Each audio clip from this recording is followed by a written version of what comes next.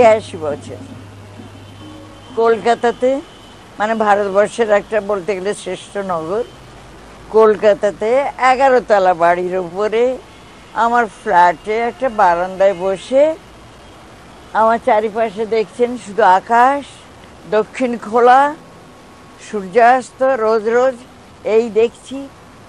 কিন্তু যখন ভাবি যে আমার কোথার থেকে আমি এসেছি, আমার জন্ম ভাবতে পারেন আপনারা একটা ছোট্ট গ্রামে, বাংলাদেশ, এখন সেটা বাংলাদেশ, যশোর জেলায় মাগুরা ডিস্ট্রিক্ট, তার কাছে ছোট্ট গ্রাম, নাম বাটাজোর। একদিকে তার নবগঙ্গা নদী এবং সেখানে স্টিমার যেত। আমরা যখন গ্রামে যেতাম কলকাতা থেকে, এখান থেকে বরিশাল এক্সপ্রেসে দৌলতপুর নেমে সেখান থেকে স্টিমার ধরতাম। স্টিমার ধরে নড়াইল সব নাম করে করে দুপুরবেলা গিয়ে আমাদের স্টিমার ঘাটে পৌঁছাবো। ওই স্টিমারই ছিল একমাত্র আমাদের পৃথিবীর সঙ্গে যোগাযোগের ব্যবস্থা। তারপরে আমাদের 17-18টি মানে গ্রাম পল্লী, তার ভেতর ব্রাহ্মণ, নাপিত, তারপরে যারা পানের বরজ করে, তারপরে বৈশ্য, মানে সব রকমের মিলিয়ে যারা কুম্ভকার, যারা মাটির হাঁড়ি করে, এক একটা পরিবার, ধরুন 17টি পরিবারের গ্রাম। নবগঙ্গা নদী, ওই গ্রামের ভেতরে কুড়ে ঘর সব, আর এদিকে বিরাট সব ফলের বাগান একটু প্রত্যেকে, তারপরেই ধানের ক্ষেত। এই হচ্ছে আমার জন্মভূমি। আমার বাবা ছিলেন যাকে বলে স্বদেশী পাগল, শ্রী অরবিন্দ ঘোষের ভক্ত, শ্রী অক্ষয় কুমার নন্দী। আজকে আমি যা কিছু জীবনে পেয়েছি এবং যা কিছু জীবনে বুঝতে পেরেছি, সেটা বাবা আমাকে শিখিয়েছেন। আমার বাবার বিরাট ব্যবসা ছিল কলকাতাতে, এবং সেটা অলংকারের ব্যবসা। সেই ব্যবসার পেছনে কি ছিল না, যখন স্বদেশী যুগে বাবা শ্রী অরবিন্দ ভক্ত গিয়ে গ্রামে গ্রামে গিয়ে কাঁচের চুড়ি ভেঙে দিতেন, বলে মা তোমরা কাঁচের চুড়ি পরবে না, বিলেতি জিনিস পরবে না। তখন গ্রামের বউরা বলতো, কাঁচের জিনিস পরবো না তো কি সোনার জিনিস পরবো? তুমি আমাকে সোনার জিনিস কিনে দেবে? বলে যে মা দেশ স্বাধীন হোক, আপনাদের আমি সোনা পরাবো। এই হচ্ছে বাবার এই হচ্ছে আদর্শ। ছোট্ট আমরা কুড়ে ঘরে থেকেছি, বাবার বিরাট দোকান কলকাতায়, কিন্তু আমরা বছরে 3 বার কলকাতা আমাদের আনতেন। তাছাড়া গ্রামে রাখতেন এই জন্যে, বাবা বলতেন যে জন্মভূমির ঘাসের উপরে পা দিয়ে না হাঁটলে তুমি দেশ মাতৃকাকে চিনতে পারবে না, বুঝতে পারবে না। কাজেই ওই ঘাসের উপর আগে চলতে হবে, এইটাই ছিল। আর সেই 9 বছর পর্যন্ত আমরা গ্রামে থেকেছি। আমার মা অসম্ভব লক্ষ্মী পুজো করতে ভালোবাসতেন, বৃহস্পতিবারটা তার। আর মাকে আমি কি বলবো যে মানুষ যে অত ভালো হতে পারে, মানে আমার স্কুলের বন্ধু বান্ধব এলে বা আমাদের বাড়ির যা কিছু, সবাইকে মা এক রকমের ভালোবাসতেন, এক রকমের স্নেহ করতেন। বেশি লেখাপড়া জানতেন না, কিন্তু একটা দেবী ছিলেন তিনি। বাবা বলতেন, বাবা সর্বধর্ম, আমাদের বাড়িতে সব কিছু, মানে ধর্ম বলে কিছু নেই, বিশ্ব ধর্মই আমাদের বাড়িতে বাবার। কিন্তু মা আবার একটু গোড়া ছিলেন, বাবা পুজো করেন না, অথচ মা এসে লক্ষ্মীর পুজোর আসন প্রসাদ বাবাকে দিলে পরে বলেন, ও না না, ওর ভেতরতে পিঁপড়ে হেঁটেছে, ও আমি খাবো না। আমার বাবাই বৃহস্পতিবারে গিয়ে 5 রকমের ফল আনতেন আর ফুল আনতেন। আমি বাবা আপনি তো ফল আর ফুল আনেন এসব মার জন্যে, কিন্তু ওরকম বললে তোমার মা যখন পুজো করেন আমি শুধু তার মুখখানা দেখি, কি সুন্দর একটা এক্সপ্রেশন তার মুখ, আমি ওইটুকুর জন্যে আমি তোমার মাকে অত পুজো দেব। বাবা বলতেন যে আমি যাই কিছু করি না কেন, দেখো তখন বাবার বয়স 90 বছর, বাবা বললেন, তোমার যখন প্ল্যাটফর্ম দিয়ে যদি আমি হাঁটি, তোমার মার কাঁধে যদি আমি হাতটা রাখি, তাহলে আমার সব শক্তি এসে যায়। সত্যি বলতে কি, আজকে আমি যে একজন সিটিজেন অফ দ্য ওয়ার্ল্ড হয়েছি, এটা কিন্তু আমার পরিবারের জন্য। আমাদের পরিবারটাই ছিল একটা ইনস্টিটিউশনের মতো। তো আমরা জয়েন্ট ফ্যামিলি, কাকা কাকিমা, আমার মা বাবা, এবং আমার এক জ্যাঠাইমা ছিলেন এবং এক কাকিমা ছিলেন, যার 7 বছরে বিয়ে হয় এবং 9 বছরে তিনি, আমার কাকা, মারা যান। তো তিনি আমাদের মা যেন তার হাতেই আমাদের ছেড়ে দিয়েছিলেন। এত সুন্দর জয়েন্ট ফ্যামিলি, মানে মাদের এই 4 জায়েতে যা দেখেছি আমি জীবনে ভুলতে পারিনি যে এত সুন্দর পরিবার। আসলে আমরা 4 বোন আর 2 ভাই, কিন্তু বলতাম আমরা যে আমরা 6 বোন আর মানে 4 ভাই। কেননা গ্রামের জয়েন্ট ফ্যামিলিতে জ্যাঠামশাই বা জেঠিমা, কাকা কাকিমার সব বাচ্চা যারা খুঁড়তো ভাই বোন, তারাও আমাদের ভাই, বড়দা মেজদা শেষদা ছোটদা নদা, এমনি করে। তো কাজে আমাকে ছড়িদি বললেও সে সম্পর্কে কিন্তু আমি অন্যটি হয়ে যাই। তো কাজেই সে নিজের ভাই বলে কোনো জিনিস ছিল না। বাড়ির ভাই বোন মানেই জ্যাঠতো খুঁড়তো সব মিলে। দিদির বিয়ে হয়েছে তখন 3.5 বছর বয়সে। আমার পরের বোন, সেও ছোটবেলায় আমার কাছে ভীষণ আমার প্রিয়, কেন আমার বয়স তখন 15 বছর যখনও হয়, আর আমি চিরকাল ভীষণ বাচ্চা ভালোবাসি। তো তাকে বলতে গেলে আমি সবসময় রাখতাম। তার বিয়ে আমার বিয়ের আগে হলো। বাবা বলতেন, আমি অমলাকে কখনো বিয়ে দেবো না জোর করে, ওর যেদিন ইচ্ছে করবে, যাকে ইচ্ছে করবে ও বিয়ে করবে। যদিও আমরা হিন্দু, আমাদের বাড়িতে বড়দিনের দিনে আমরা গির্জায় যেতাম, আমাদের বাড়িতে উপাসনা হতো, কেক আসতো, উপাসনা হতো, এবং সে উপাসনাগুলো কি কোনো ধার্মিকভাবে নয়। আমার বললেন, আজকে আমার ছোট ভাই হয়তো তার তখন 8 বছরের বয়স, আজকে অশোক আজকে প্রার্থনা করবে, আমরা সবাই শুনবো। আমরা সব বাড়ির মা বাবা কাকা কাকিমা, আমাদের জয়েন্ট ফ্যামিলি, সব বসে আছি। আর বাবা, সে অশোক আমার ছোট ভাই প্রার্থনা করছেন, ঠাকুর আমাকে একটা ভেড়ার বাচ্চা দেবে, আমি একটা ভালুকের বাচ্চা পুষতে চাই, দেবে। আমরা নীরবে শুনতাম। এটা একটা ঘটনা আপনাকে বলি। আমাদের গ্রামে একটি বিধবা মহিলা ছিলেন, খুব সুন্দরী বিধবা মহিলা, অল্প বয়সে। তিনি নিজের পায়ে দাঁড়িয়ে জীবন কাটাতেন, কিন্তু লোকে তার সুযোগ নিতে চেষ্টা করত, কিন্তু তার সাহায্য কেউ করেনি। তিনি একটি মুসলমান পাড়ার একটি ছেলেকে, তার সঙ্গে ভাব হলো, এবং সে একদিন পালিয়ে গেল সেই ছেলেটির সঙ্গে। কিচ্ছু আমরা জানি না, আমরা তো তখন কিছুই বুঝিনি ওসব। হঠাৎ দেখি বাবা একদিন ঠিক করলেন, আমরা কালকে সব খুলনা যাচ্ছি। বাস কাকিমা মা সব, আমরা ভাই বোন সব মিলে আমরা স্টিমারে উঠলাম। হঠাৎ, কেউ জানে না কিছু। বাবা বললেন, আমি একটু আগে বেরোচ্ছি, আমি তোমাদের নড়াইলেতে পলতা বলে একটা স্টিমার ঘাটায় আমি তোমাদের মিলব। জানি না কোনো ব্যাপার কিছু। আমরা পলতায় গেলাম, গেলাম, মাটা আমরা স্টিমারে, মা জানতেন।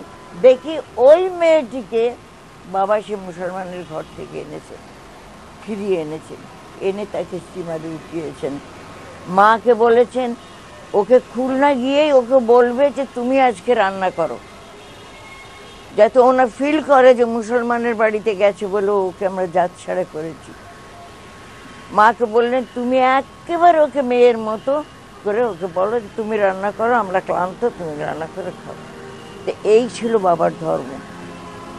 তো কাজেই বাবা 4টি বিধবা মেয়েকে বাবা বিয়ে দিয়েছেন, আমাদের ওই গ্রাম থেকে, এবং প্রত্যেকেই তারা সুখী হয়েছে।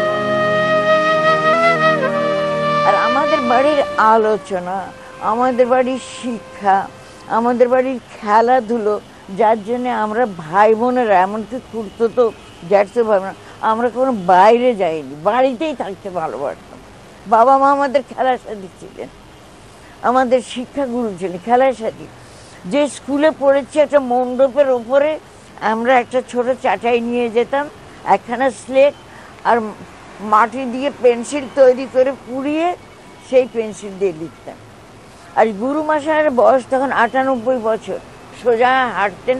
তিনি আমার ঠাকুর দাদাকে পড়িয়েছেন, আমার বাবাকে পড়িয়েছেন, আমাদের পড়িয়েছেন বর্ণ পরিচয় আর প্রথম ভাগ দ্বিতীয় ভাগ। আমি এখনো বলি যে যতই এই যে শিক্ষা দিচ্ছে, ছেলেরা ইংলিশ মিডিয়ামে পড়তে হয় ছেলে মেয়েদের, নইলে তারা পৃথিবীর সঙ্গে মিলতে পারে না, অথচ তারা বাংলাটি জানে না। কাজেই প্রত্যেককে স্কুলে আজকে বাংলা শেখাতে গেলে ঈশ্বরচন্দ্র বিদ্যাসাগরের প্রথম ভাগ আর দ্বিতীয় ভাগ যেন পড়ে, তাহলে তারা সমস্ত বাংলা শিখে যায়। তারা বঙ্কিমচন্দ্র পড়তে পারবে, তারা একদিন সংস্কৃত শিখতে পারবে, এবং সেটাই হবে ভিত্তি শিক্ষার ভিত্তি। আমার পার্সোনাল দেখ কি সুন্দর। আমার যখন ৭৫ বছর বয়স হলো, মানে ১০ বছর আগে, মমরা এই ছবিটা, এই বইটা বের করেছিল। এত সুন্দর করে মানে আমার জীবনের একটা পরিচয় দিয়েছে। এটা একটা অদ্ভুত এই ভাষাটা, আমি যতবার পড়ি আমার চোখে জল এসে যায়। এটা দেখেছিস তো আমাদের ফ্যামিলি পুরো কত সাধারণ, মানে এতে বোঝা যাচ্ছে যে আমরা কিভাবে গ্রামে মানুষ হয়েছি। এটা কি ছবি?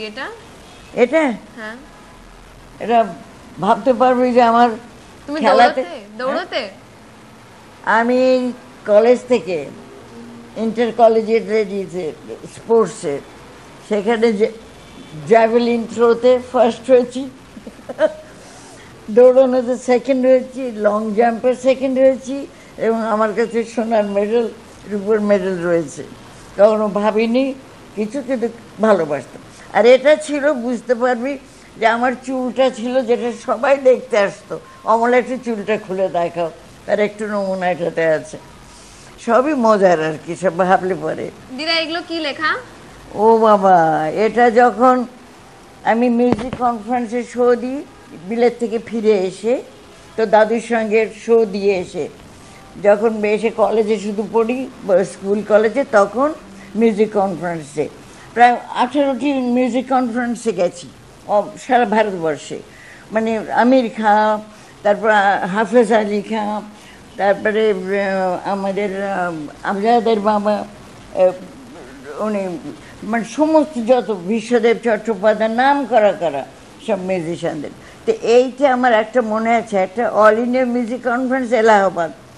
It may be mentioned that seeing her performance at the Allahabad Music Conference, the celebrated musician of All India fame, Professor Alauddin Khan, observed, "It is quite unique. Amla has translated in her rhythmic movement the divine dances of the Gandharvas mentioned in the Shastras."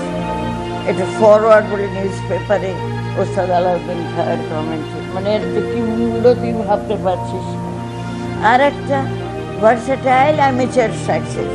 The Empire Theatre was crowded yesterday, where Dr. Rabindranath Tagore, well-known drama Dahlia, was staged there. Rabindranath himself was present throughout the performance. Srimati Amala Nandi, who has just returned from a tour in Europe, gave a graceful exhibition of Oriental dancing in the court scene. Statesman. এগুলো আমার জীবনের সম্পদ একেবারে। একে দেখছিস একটা ছোট্ট ছেলেটাকে, রবিশঙ্কর, তার পাশে কালো মেয়েটা অমলা, এখনকার অমলা শঙ্কর, এ পাশে কনকলতা, এদিকে উদয় শঙ্কর, এই যে বাঁ দিক থেকে সেকেন্ড দাঁড়িয়ে। এটা আমরা যখন ইউরোপ ট্যুর করছি সারা ইউরোপে, তখন আমার বয়স 11.5 থেকে 12, এই সময়টা আর কি। কিছুই নাচ জানি না, অথচ 1930 নভেম্বর প্রথম আমি ইউরোপে ডান্স করি উদয় শঙ্করের সঙ্গে একটা অপেরাতে, বেলজিয়ামে লিয়েজ বলে একটা শহরে। আর সে ডান্স করে, আমি তো জানি না আমি কালিয়া সেজেছি আর উনি কৃষ্ণ সেজেছে। মুভমেন্ট একটুখানি, একটু ঘাড় এমনি করে আছে, একটু আছে, একটু সাপের মতো সুন্দর হাঁটা আছে, একটু বাসেই জানো। আর সেই যে করে যখন এত জোরে হাততালি পড়েছে, আমি ভয়েতে হাততালি, অঙ্কর, বিষ আর ব্রাভাডো এইসব ওরা তো চেঁচায়, আমি ছুটে ড্রয়িং রুমে, মানে ড্রেসিং রুমে গেছি। আমি তো জানি না কখনো যেরকম হাততালি পড়বে। আর ম্যানেজার কী করেছে, গিয়ে আমাকে কোলে করে, এমনি আর কোলে করে এনে স্টেজের উপর এনে দাঁড় করিয়ে দিল। কাজেই সেই থেকে নিয়ে আজকে মানে কোথায় আমাকে ভগবান নিয়ে এসেছে। তারপরে দেখে এই ছবিতে ইনি হচ্ছেন শঙ্করের মা, যাকে আমি মাসিমা বলতাম। এবং ওদের শঙ্করদের কোনো বোন ছিল না, কাজেই উনি আমাকে প্রথম যেদিন দেখলেন, ওর বাড়িতে গেলাম একটা ফ্রক পরে, সারাদিন ছিলাম বাড়িতে। আর রবিশঙ্কর তখন ছোট, ও তখন 10 বছর, আমি তখন 11 প্লাস। তো গিয়ে আমাকে একটা সুন্দর শাড়ি, কোন বছরে? এটা 1930 এন্ডে। তো তখন আমাকে একটা শাড়ি পরিয়ে দিলেন, একটা পেটিকোট, ওর একটা পেটিকোট জড়িয়ে জড়িয়ে করে শাড়ি পরে দিলেন। আর আমার ভীষণ চুল ছিল, খোপা বেঁধে দিলেন। সেই দিন থেকে, আর আমি তো জয়েন্ট ফ্যামিলিতে মানুষ হয়েছি, ভাই বোনদের ভীষণ কথা মনে পড়তো। এই তোর দাদু যে ওকে আমার ভীষণ প্রিয় ভাই ছিল, অশোক, আমাদের প্রিয় ছিল, মনে পড়তো। তো তখন ওই রবিকে পেয়ে আর ওর মাকে পেয়ে, বাস আমি যেন মা পেয়ে গেলাম আর ছোটো ভাই পেয়ে গেলাম। রবিবার হলো ভোরবেলা একেবারে সোজা আন্ডারগ্রাউন্ড মেট্রোতে চলে গেলাম, সারাদিন থেকে সন্ধ্যাবেলা আবার মাসিমা পৌঁছে দিয়ে যেতেন আমাকে, এরকম করে পারি। কিন্তু কোনো দিন জানি না, একদিন আমার মনে আছে এই মাসিমার সঙ্গে যখন ফিরছি দেশে, ওরা সব ফিরছি, আমাকে বললেন, তোর ওপর তো আমার কোনো অধিকার নেই যে তোকে আমি ছাড়বো না, সে অধিকার তো নেই। আমি জানি আমার ছেলেরা কবে বিয়ে করবে বলতে পারি না, কিন্তু তোর ওপর আমার অধিকার নেই। কিন্তু দেখো বোধহয় ওরই আত্মা, ওরই মন আজকে ওই বাড়ির বউ করে এসব। একদিন হঠাৎ প্রশান্ত মহলানবিশ ফোন করলেন, তার স্ত্রী রানী মহলানবিশ ফোন করলেন বাবাকে যে অক্ষয়বাবু, গুরুদেব এখানে এসেছেন কলকাতায়, তো আমার বাড়িতে আছেন, আম্রপল্লী বরানগরে, আম্রপল্লীতে আছেন, তো অমলাকে একটু পাঠিয়ে দিন। তো একদিন আমি 10টার সময় গেলাম, গিয়ে সারাদিন ছিলাম। দুপুরবেলা খাবারের পরে, এই পরে দুজনা বা রবীন্দ্রনাথ বললেন, আমি শুনেছি তুমি খুব ভালো নাচো, একটু নাচ দেখাও। আমার বলতেই আমি কোমরে কাপড় শাড়িটা জড়িয়ে গুড় করে ওই দেবদাসীর সুর করে নাচলাম। তুমি সত্যিই তো ভালো নাচো, তুমি শান্তিনিকেতন চলো, ওখানে পড়বে। তখন আমার বয়স 14 বছর, 14+। তখন আমি সাতসাগরের পারে বলে বই লিখছি। আচ্ছা, লোকে বলবে যে ওই বয়সে কেন ওর বই লিখছে কোথা থেকে? আমি 11.5 বছরে যখন আমি ইউরোপ যাই, তখন আমি আলালের ঘরে দুলাল থেকে মেঘনাদ বধ কাব্য, বঙ্কিমচন্দ্র, শরৎচন্দ্র সমস্ত বই, 300 বছরের বই পড়েছি। এবং এখনও মুখস্থ, এখনও আমার মানে মাইকেলের এবং নবীন সেনের, এবং এখনও যে কত কবিতা, রবীন্দ্রনাথ তো আছেনই জীবনে, সেতো কাজেই এসবগুলো এই জীবনে আমাকে কাজে দিচ্ছে। তার চিন্তা, তার ভাবনা, তার ঈশ্বর চিন্তা, তার সাহিত্য চিন্তা, তার সৌন্দর্য চিন্তা। হিরো বলতে, পুরুষ বলতে, যখন আমি ইউরোপ থেকে ফিরে এলাম, স্কুলে ক্লাস 4-এ পড়ে গিয়েছিলাম, তো যেহেতু ইংরেজি ভালো শিখেছি, এসে ক্লাস 6-এ ভর্তি হলাম। সেও বড় স্কুলে নয়, বাবা কোনো স্কুলের দিকে বা শিক্ষার দিকে অত আমরা মন দিইনি যতটা বাড়িতে শিক্ষা। বাড়িটা ছিল আমাদের স্কুল। আমাদের বাড়িতে 3টে ব্ল্যাকবোর্ড টানানো থাকতো, আর তাতে জানিস ওই বলছে আজকে এটাতে শিবর নাম লিখতে হবে, এটা সূর্যের নাম, এটা বিষ্ণুর নাম, কে কটা নাম লিখতে পারে। ব্যাস কতগুলো সেই 100 শিবের নাম হচ্ছে, 50টা সূর্যের নাম হচ্ছে, যার থেকে সাহিত্য পড়ার সাহায্য করলো এইরকম। তারপরে চাল এসে বাড়িতে, আগমন চাল, মাসের চাল এসছে, বাবা বললেন মাকে মেঝেটাকে সুন্দর লাল সিমেন্টের মেঝে কলকাতায় পরিষ্কার করো। যেই পরিষ্কার করা হলো বাবা বললেন চাল এখানে ঢালো, উত্তর দক্ষিণ করে আমাদের ভাই বোনকে সবাইকে বলে দিলেন যাও ইন্ডিয়ার ম্যাপ করো, রিলিফ ম্যাপ। তা আমরা সেই চাল দিয়ে সে নদীগুলোকে পরিষ্কার করে সরে গেলাম, লাল সিমেন্টের নদী হয়ে গেল, করে এমনি করে আমাদের লেখাপড়া সেখানে হয়েছে। তো তখন বাবা আমাকে কোথাও যেতে দিতেন না, বললেন এই বইটি না লিখলে তোমার হবে কিছু হবে না। তো সেই বইটি লিখতাম, পরে রবীন্দ্রনাথকে সেই বইটি দিয়েছি, আছে গেল। তো উনি না দেখে যখন ফিরে আসবো উনি আমাকে পৌঁছে দেবেন আমার বাড়িতে, কর্নওয়াল স্ট্রিটে। ভাব ভেবে দেখ, এই মানুষটি বসে আছে আজ গাড়ির ভেতরে, এই রবীন্দ্রনাথ বসে, এই আমি পাশে বসে, গাড়ি চলছে, ওর হাত দুটো যেন মনে হচ্ছে একটা পদ্ম ফুল ফুটে আছে, এত সুন্দর হাত আর রং। কালো একটা কুর্তা পরেছেন, সিল্কের কুর্তা, তার ভেতরে কালো এমব্রয়ডারি, আর পায়ে পামশু গিলে করা ধুতি, পা ঢেকে বসে আছে, আর চোখে মনোপুল এই একটা বিকেট লাগে। আমি শুধু দেখছি, হাতটা দেখছি, আর দেখছি রাস্তার লোকেরা যে দেখছে চমকে উঠছে, এই রবীন্দ্রনাথ। আমি বলছি আমি এমন একজন লোকের সঙ্গে যাচ্ছি যাকে সবাই চেনে। এখন জানিস, এখন যখন রাস্তায় যাই, বাজারে বাজার করতে যাচ্ছি, রাস্তাতে হাঁটছি, আর বলে অমলা শঙ্কর, ওই দেখো ওই মমতা শঙ্কর, কিংবা ওই দেখো ওই আনন্দ শঙ্কর আর অমলা শঙ্কর, তখন আমার চোখে জল এসে যায়। তখন আমি, ভগবান তুমি কোথায় আছো জানি না, তুমি কে তাও জানি না, কিন্তু আমি শুধু প্রাণ দিয়ে তোমাকে আমি ধন্যবাদ দিচ্ছি যে এই জিনিসটা আমি আজকে ভাবিনি। এটা একটা পরম। রবীন্দ্রনাথের সঙ্গে তোমার সুভাষচন্দ্র বসুর সাথেও বাবা, এই যে এই চিঠিটা দেখছিস, এই দেখ, সুভাষচন্দ্র বসুর লেখা চিঠি। কল্যাণী অমলা, তোমার লেখা 7 সাগরের পারে বইখানা আমাকে এক নতুন আনন্দ দিয়েছে। ইউরোপের সম্ভ্রান্ত ব্যক্তিগণ ভারতীয় আদর্শকে কিরূপ শ্রদ্ধা করে তা তোমার বইয়ে অনেক স্থানে প্রকাশ পেয়েছে। ভবিষ্যতে যাদের দ্বারা ভারতের কৃষ্টি ও সাধনার গৌরব ঘোষিত হবে, তুমি তাদেরই মধ্যে একজন হবে এই আশা করি। আমার আন্তরিক ইচ্ছা গ্রহণ করো। ইতি নিত্য শুভাকাঙ্ক্ষী সুভাষচন্দ্র বসু। ওর সঙ্গে আসছি, আর এখান থেকে বরানগর যাব, স্যার সুরেন ব্যানার্জির বাড়িতে। দিলীপ রায় বললেন অমলা আমি সুভাষকে তোমার নাচ দেখে দেখাতে চাই। ব্যাস ওই সেইখান থেকে সুভাষ বসুর সঙ্গে গেল।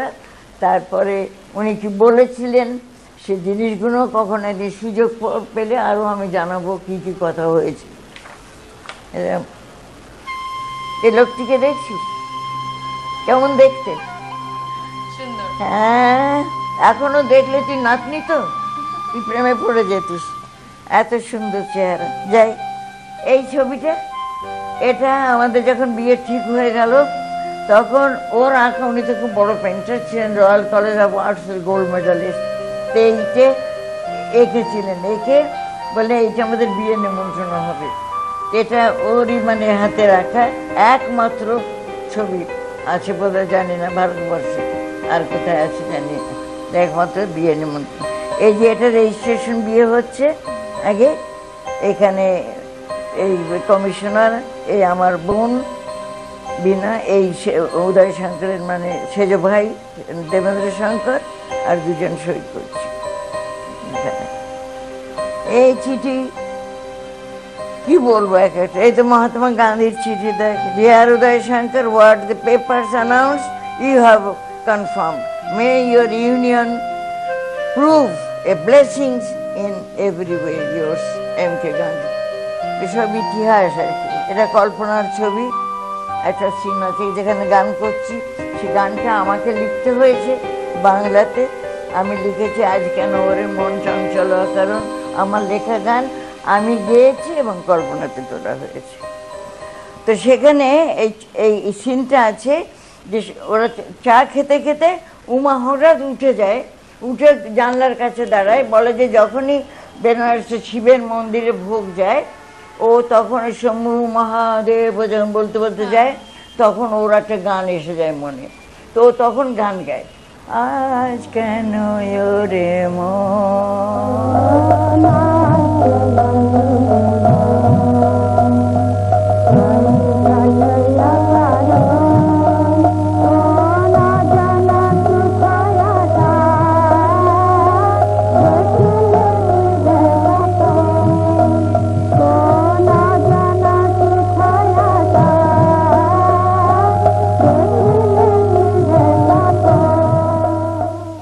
আজ কেন ওরে মন, আজ কেন ওরে মন। এরপরে গানটা আরো আছে, তার ওয়ার্ডিং কেন রে এত আকুল ফুটিল কি তোর ফুল, প্রাণের দেবতা তোর দিল কির দর্শন, নিজ হাতে দ্বার খুলিয়ে এনে। আর দেখে হঠাৎ দেখে ফিরে যুদান পেছনে দাঁড়িয়ে গানটা মুগ্ধ হয়ে শুনছি। তো বলে আমি যখনই শিবের আরাধনার এই ভোগ যেতে দেখি তখনই আমার গান গেয়ে ওঠে, তখনই আমি এটা এটা যখন উনি অসুস্থ হয়েছিলেন মোমো মানে আমি, এটা তো চারজন আনন্দ মোমো আমি।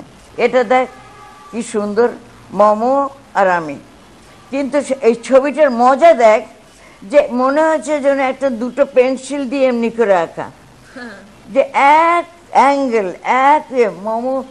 আমি কি বলবো, লোকে বলে যে আমি কিরম নাচতাম আমি জানি না, কিন্তু মোমো ডান্স দেখে আমি কাঁদি জানিস এখনো এখনো মোমো ডান্স, মোমোকে ভগবান শিল্পী করেই করেছে, নৃত্যশিল্পী করেই।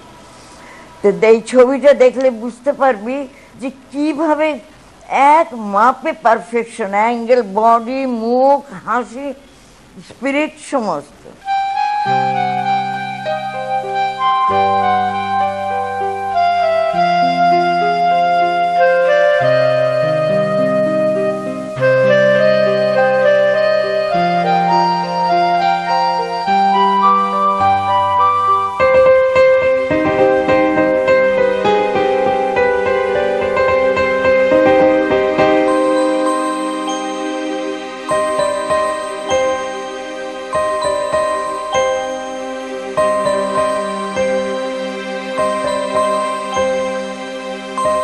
আমি আমার একটা অন্য জগৎ আছে, সেটা হচ্ছে ছবির জগৎ, কল্পনার জগৎ। এই যে ছবিগুলো এঁকেছি না, প্রত্যেকটা ছবি এক একটা আমার জীবনের একটা অর্থ আছে এবং তার কারণও বলতে পারি কেন এই ছবিটা এঁকেছি। এটা আছে সর্বধর্মের উপরে, এই ছবিটা আছে কিচ্ছু নেই, এগুলো সব কিন্তু তুলি দিয়ে আঁকা নয়, আমি শিখুনি। এর এক একটা দাগ এমনি করে দিয়েছে, একটা দাগ দিয়েছে, এইগুলো নখ দিয়ে এই ফিগারগুলো বের করেছি, এই যে যেগুলো পাথরের গায়ে। এই ছবিটা দেখ মনে হয় যেন কত বড় খোদাই করে একটা পাহাড়ের গুহা। এই যে জিনিসটা আগে এমনি দাগ দিয়ে নখ দিয়ে, প্রত্যেকটি নখ দিয়ে এমনি করে করা। এখানে একটা ছোট্ট গণেশ দেখ কতটুকু, একটা ছোট্ট গণেশ এখানে। এটা সত্যি বলতে কি একটা অন্তর্জগৎ বা একটা সাবকনশিয়াস যাকে বলে একটা কিছু, এটা না হলে এসব ছবি কোথা থেকে বেরোলো, এগুলো আমি কল্পনা করিনি, হতে হতে আস্তে আস্তে হয়ে গেছে।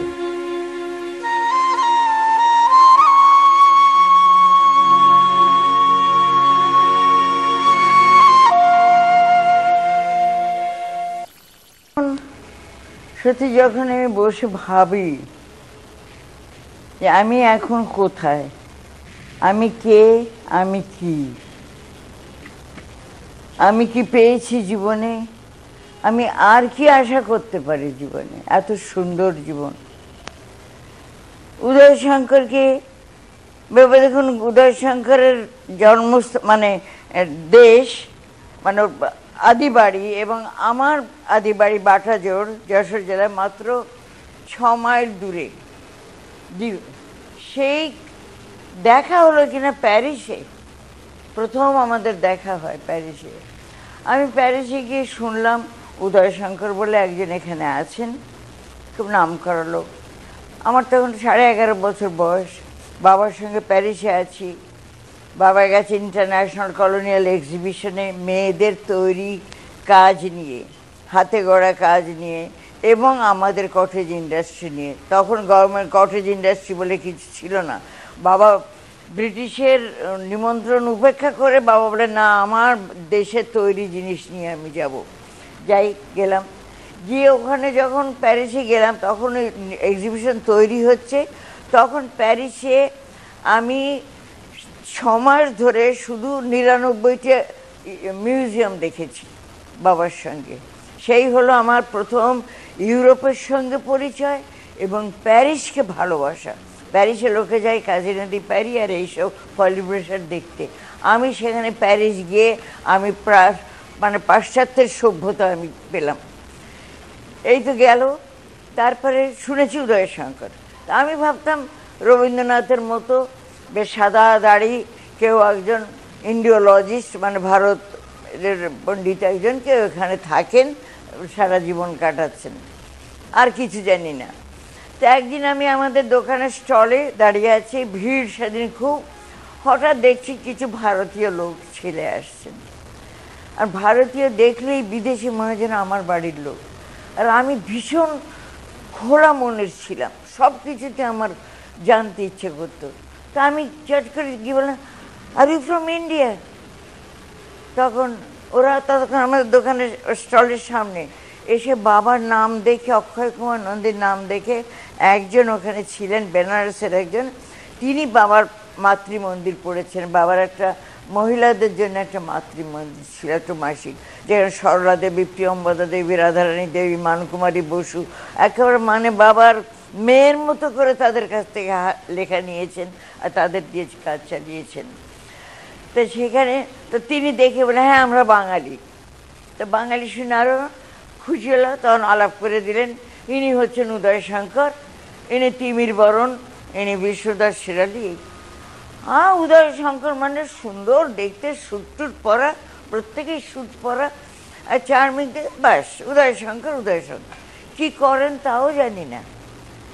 তখন উদয়শঙ্কর বললেন, আমার এই রবিবারে আমাদের বাড়িতে আসুন, আমার মা আছেন, আমার ছোট ভাই আছেন ওখানে, আপনারা এসে আমাদের ওখানে ডে স্পেন্ড করুন।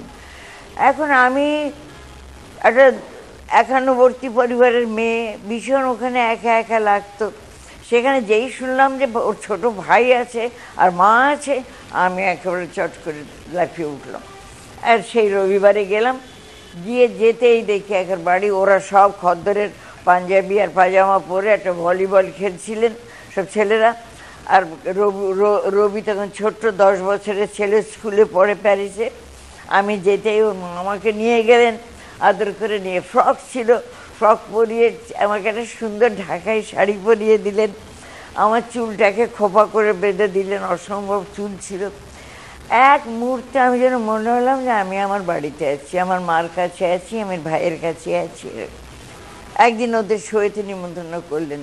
ওই এক্সিবিশনে বিরাট থিয়েটার করেছিল, পার্মানেন্ট থিয়েটার, ওটা এখনও আছে প্যারিসে। সেই থিয়েটারে ওদের শো দেখতে গেলাম। আমি শো দেখতে গেছি, সেটা যে কী দেখলাম সেটা আমি এখনো পর্যন্ত আমি বোঝাতে পারি না। একটা সমস্ত অডিটোরিয়াম নিয়ে যেন একটা ভাইব্রেশন। উনি কখনো কৃষকের পোশাক পরে একটা ফোক ডান্স করছেন, ওর পার্টনার ছিল একটি ফ্রেঞ্চ মেয়ে, সিমকি, অপূর্ব নাচত, অপূর্ব। এবং তাকে সে পিয়ানো বাজাতো, কিন্তু যেহেতু দেখলেন ওর ভেতরে একটা ন্যাচারাল রয়েছে, স্বাভাবিক স্বতঃস্ফূর্ত, ওকে ডান্স শিখিয়ে দিলেন, সুন্দর আগে ডান্স করতো।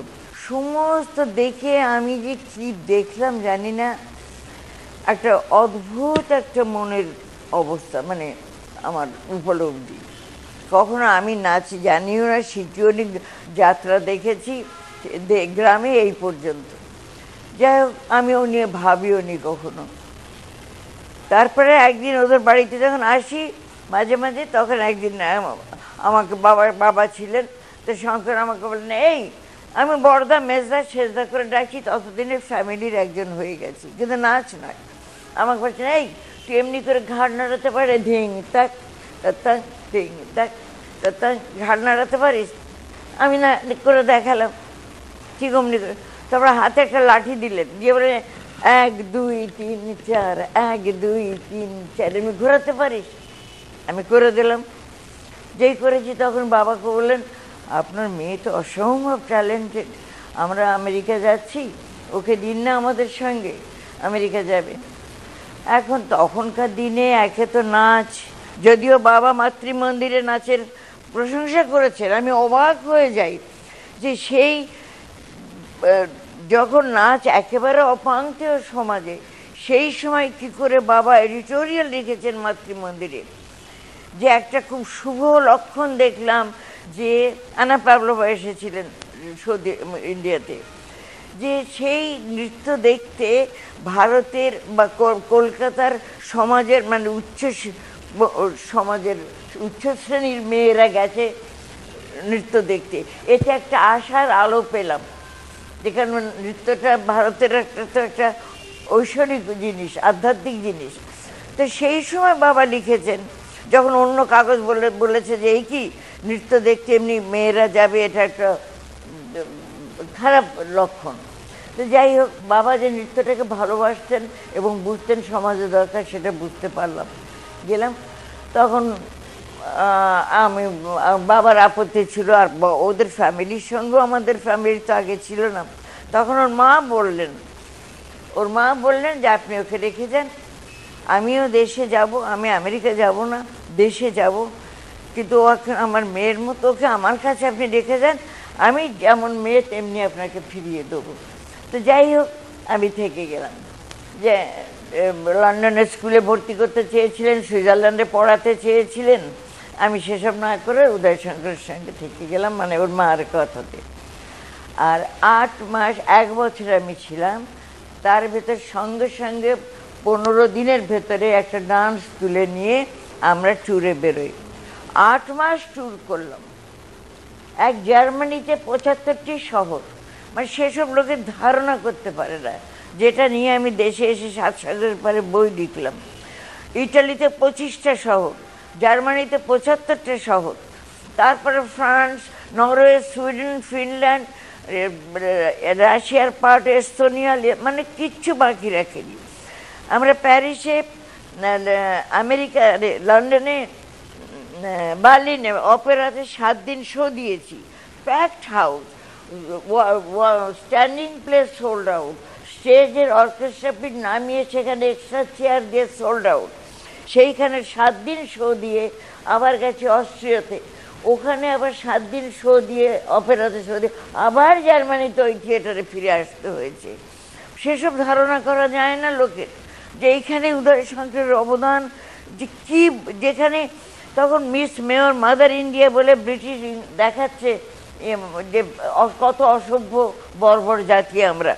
আর সেই সময় উদয়শঙ্কর গিয়ে পাগল করে, রোলা আমাদের বাড়িতে আসতেন, রিহার্সাল দেখেছেন, সিলভা লেভি, এরা সব রবীন্দ্রনাথের বন্ধু এবং বিশেষ বন্ধু, এরা সমস্ত বাড়িতে আসতেন। Indologist professor Tucci, one of the greatest historian পৃথিবীর, তার মানে এই সব লোকদের দেখে আমার ওই মনে তখন রোম্যান্সের বয়স আমার হয়নি। আর আমাদের বাড়ির এমন পরিবেশ ছিল যে আমাদের অন্য রকমের একটা অ্যাটিটিউড, আমরা ফ্রিলি সবার সঙ্গে মিশতাম, সবই সুন্দরভাবে। তো এই করে ওখানে আমি থাকলাম 1 বছর। আমার মনে আছে জার্মানির সালসবুর্গ একটা শহরে শো দিয়েছিল, ওটা মানে temple of art and culture, ওই শহরটি। শো দিয়ে সেখানে আমাদের 27 কার্টেন কোর্স, মানে পর্দা উঠছে, আমরা এসে নমস্কার করছি, আবার পর্দা নেমে দিচ্ছে, কার থামবে না, এমনি করে আমরা করে যাচ্ছি। আর তারপরে লাস্টে যখন দেখি প্রায় 25 মিনিট হবার পরে মিস্টার শঙ্কর, শিবর পোশাক ছিলেন, এসে স্টেজের উপর দাঁড়িয়ে একবার মানে তখন ইমোশনালি একবারে বলছেন থ্যাংক ইউ। যে বলেছেন, একটা মহিলা সেই অপেরার ফার্স্ট রয়ে বসেছিল, মাই গুডনেস হি টক্স, মানে মানুষ এমনি করে উঠেছেন। তা তারপরে তো আমি তো প্যারিস চলে এলাম, ওরা আমেরিকা গেলেন, আমি ওর মায়ের সঙ্গে প্যারিস এলাম। প্যারিসে এসে ক্লাস 4 থেকে চলে গিয়েছিলাম, 6-এ ভর্তি হয়ে ডবল প্রমোশন নিয়ে 8-এ উঠলাম। 8 থেকে 9-এ উঠে বাবা বললেন তুমি পাস করো, ফেল করো, তুমি ম্যাট্রিক দিয়ে দাও। তখন আমার 15 বছর বয়স হয়নি। বলে দাও প্রাইভেট দাও। প্রাইভেট পরীক্ষা দিলাম, পাস করে গেলাম। তারপর কলেজে পড়লাম। বিয়ের কথা হলে বাবা বলতেন আমি অমলাকে কখনো বিয়ে জোর করব না। এর মাঝে মাঝে উদয়শঙ্কর যখনই কলকাতা আসতেন আমি গিয়ে দেখা করতাম। কলেজে পড়তাম যখন, কলেজে মেয়েরা সব বলতো আমি এইরকম স্বামী চাই, এইরকম চাই। এ বলতো আমি চাই যে সিগারেট খাবে না, এ বলতো আমি চাই যে না সিগারেট খাবে, ভীষণ ওয়েস্টার্ন হবে না। আমি চুপ করে বসে থাকতাম। মানে ও অমলা, ও তো বিলেত ফেরত মেয়ে, ওকে আসবে কে, 2 সিটার গাড়িতে করে নিয়ে যাবে, একেবারে এইরকম। আমি বুঝতে পারতাম না যে আমি কি করে বোঝাবো যে আমি কীরকম পুরুষ চাই জীবনে। কেন আমি এত সাহিত্য পড়েছি, কৃষ্ণ, অর্জুন, কুমার, কার্তিকেয়, এইসব পড়ে আমার সেই সুবর্ণ কিটিং আর একেবারে ওই যে রবীন্দ্রনাথের সেই সৌম্য সহায় ললিতবান করুণা কিরণে বিকচনান শুভ্র ললাটে ইন্দু সমান ভাতিছে স্নিগ্ধ শান্তি, এইরকম চেহারার দেয়। 1935 সালে উনি কলকাতা এলেন। এসে তখন ওই এলগিন রোডে থেকে কয়েকটি নতুন নাচ করলেন। তো একদিন নিমন্ত্রণ করলেন গ্লোবস, যেটা মডার্ন থিয়েটার, সেটা তো সেইখানে শো হবে। তা একটা বক্সে উদয়শঙ্করের মা, আমি, আমার মা, বাবা 4 জনের জন্য একটা বক্স দিলেন, শো দেখতে যাব। নতুন নতুন নাচ তৈরি করেছেন। তো আমরা গেছি, বসেছি। হঠাৎ বললেন যে এবার একটা উদয়শঙ্কর নতুন নাচ তৈরি করেছেন, কার্তিকেয়। যেই ঢুকলেন কার্তিকেয়, আমি তো নাচ কত শতবার দেখেছি, যেই কার্তিকেয় হয়ে ঢুকলেন, আমি মনে মনে আমার কথা দিয়ে আমি বললাম যে এই তো আমার জীবনের পুরুষ, মানে this is the man in my life. Almora গেলাম। আলমোড়া যাওয়াটাও সেটা নিতান্ত সুভাষ বোস, নেতাজি বাবাকে বললেন যে ওকে অন্তত 1 বছরের জন্য আলমোড়া পাঠান, উদয়শঙ্কর ওখানে স্কুল করেছেন। সেই কাজে গেলাম। সেই বোধহয় ভগবানের প্ল্যান এগুলো। সেই 1 বছরে উনিও বোধহয় আমাকে পরীক্ষা করেছেন নানাভাবে, এবং আমিও প্রমাণ দিয়েছি নানাভাবে যে আমি নিজেকে প্রমাণ দিয়েছি যে আমি যে সত্যি ওকে ভালোবাসি, ওকে ছাড়া জীবনে আর কোনো পুরুষকে আমি ভাবতে পারবো না, এটাও আমিও নিশ্চিন্ত হয়ে গেছি। কিন্তু ওকেও যে পাবো সেটাও আমি ভাবিনি কখনো। প্যারিস, আমরা ইন্ডিয়া ট্যুর দিচ্ছি, দিয়ে মাদ্রাসে গেছি, সেদিন ওর জন্মদিন। তো 7 ইভিনিং, আমরা 7 তারিখে ইভিনিং রাত্রে আমরা ডিনার খাচ্ছি। ডিনারের পরে ঠিক 12টা বাজলো, 18, আমরা সবাই ওকে many happy Returns of the day সব প্রণাম করলাম, এরকম করে যে যার ঘরে হোটেলে চলে গেলাম। হঠাৎ ঠিক প্রায় 12:30 একটু পরেই দেখি দরজায় নক করছেন। হঠাৎ খুলে দেখি উদয়শঙ্কর দাঁড়িয়ে। আমি চমকে আমলাম, বোধহয় কিছু শোয়েতে অন্যায় করেছি, কিছু করেছি, হয়তো কিছু বকুটি খাবো। উনি ঘরে ঢুকলেন শান্তভাবে, ঢুকে একটা চেয়ারে বসলেন। আমি ওখানে বিছানার উপর ওখানে বসলাম। আমি বসে উনি বলছেন আমি ঠিক করেছি আমি বিয়ে করব। আমিও দেখালাম যে এটা স্বাভাবিক, যেন কিছুই নয়। আমরা যে ভালো কথা। তিনি বললেন তার নামটা জানতে ইচ্ছে করছে না? তাই বললেন হ্যাঁ বলুন। তার নাম অমলা। যেই বলে আমি একটা হাউ হাউ করে কেঁদে আর কিচ্ছু করে শুদ্ধ কাঁদলাম। আমার মনে আছে যে এত বড় আনন্দ যে আবার এত ব্যথা দিতে পারে সেটা তো ভাবিনি। জানলাম কিছু, এও জানলাম যে একবার যখন উনি মুখ থেকে বলেছেন যে বিয়ে করবেন সেটা হবে। তো এটা 1939-এর ডিসেম্বর ছিল। আমাদের সবাই জানলো 1941-এ, সবাইকে জানালেন, এবং 42-র 8 মার্চ আমরা করলাম। ওই যে একখানা ছবি আছে, রেজিস্টার্ড ম্যারেজ হচ্ছে একটা ছবি, ঠিক সেই ছবিটা ওখানে যাবার আগে আমার কাছে একটা ছোট্ট নোট আছে ওর লেখা, Amala's darling, just imagine within half an hour we'll be husband and wife. And I promise to be a good husband.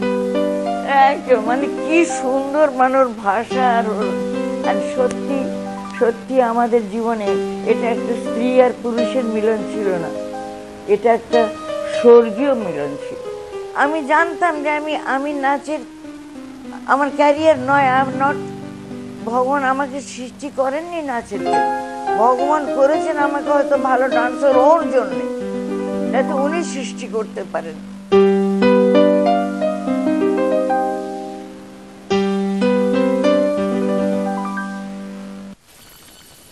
কে 86 বছর হবে আমার, যখন ভাবি আমি এই দাঁড়িয়ে বলতে পারি আকাশের দিকে চেয়ে, একটা পরিপূর্ণ জীবন যাকে বলে এমন কিছু নেই যেটা আমি জীবনে পাইনি। এবং শুধু তাই নয়, 80 বছর পর্যন্ত প্রায় আমি শুধু ভালোই পেয়ে এসেছি। শৈশব থেকে শৈশবের আনন্দ, বাবা মা, সংসার, স্বামী, শিল্প, জীবন, যশ মান এবং একটি পুত্র একটি কন্যা, তারাও দুটি রত্ন। কোনো আমি তো জানি না ইতিহাসে যে বাবা মার যদি নাম থাকে তারা যদি একটু স্বনামধন্য হন, তাদের একটি কন্যা একটি পুত্র দুজনেই যে তারা স্বনামধন্য হবে এটা আমি শুনিনি। কিন্তু কিছু একটা জানি না, যেটা হয়তো যে সত্যি তাদের মানুষ করতে আমার খুব আনন্দ পেয়েছি, এবং তাদের যে যা জীবনে আমি দেখেছি, যেটা পেয়েছি সন্তান থেকে, আনন্দর কাছ থেকে, মমর কাছ থেকে, আমি পরিপূর্ণ জীবন, এতটুকু আমার কিছু বাকি নেই। আমি তিরুপতি ভেঙ্কটেশ স্বামীর সামনে দাঁড়িয়ে বলেছি, তুমি আমাকে চাইবার জন্য কিছু দেবে না? উনি বলেছেন, হ্যাঁ, শুধু পাওয়াই, তুমি যে পেয়েছো সেটা তুমি কতটা পেয়েছো সেটা আমি চাই যে তুমি বোঝো, কেননা তুমি তো হারাওনি কিছু, তোমাকে হারাতে হবে, তার মূল্য দিতে হবে সেটা বুঝতে। এবং সেই জন্য যেমন রাত না হলে দিনকে বোঝা যায় না, অন্ধকার না হলে আলো বোঝা যায় না, তেমনি দুঃখ না হলে আনন্দও বোঝা যায় না। তাই বোধহয় ভগবান আমার সব থেকে প্রিয় একটা জিনিস আমার জীবনের আনন্দকে নিয়ে দিল। আজকে আনন্দকে হারিয়ে আমি কি পেলাম? পেয়েছি অমৃতেস্য পুত্র। মৃত্যু বলে কিছু নেই। আনন্দ আজকে আমাকে এমন ভাবে বাঁচিয়ে রেখেছে যে আমার প্রতিটি মুহূর্তে ও আমার কাছে আছে, এবং ওকে স্মরণ করে আজকে আমি আনন্দ চলে যাওয়ার পরে আমি সাউথ আফ্রিকা গেলাম। আমাকে ambassador, high commissioner madam Shankar বলে পরদিন বলছে, ক্যান আই কল ইউ মা? আমি বললাম ইয়েস। আমি আনন্দকে পেলাম। আমি মানি সুন্দর জীবন, সিম্পল জীবন, সৎ জীবন, যেটা সব থেকে সহজ। সত্যি কথা বলো, মানুষকে ভালোবাসো, বা ধর্ম, সব ধর্মকে ভালোবাসি আমি, সব ধর্ম জানি এক ধর্ম, কেন সেটা সবাই আমরা এই ওপর থেকে এক ভগবান আমি বিশ্বাস করি। সে ভগবান খ্রিস্টানই হোক, হিন্দুই হোক, মুসলমানই হোক, যে কোনো হোক, সবাই এক, আমরা সব এক, যে যে পথে যায়। কেউ সাদা রং ভালোবাসে, কেউ কালো রং ভালোবাসে, কেউ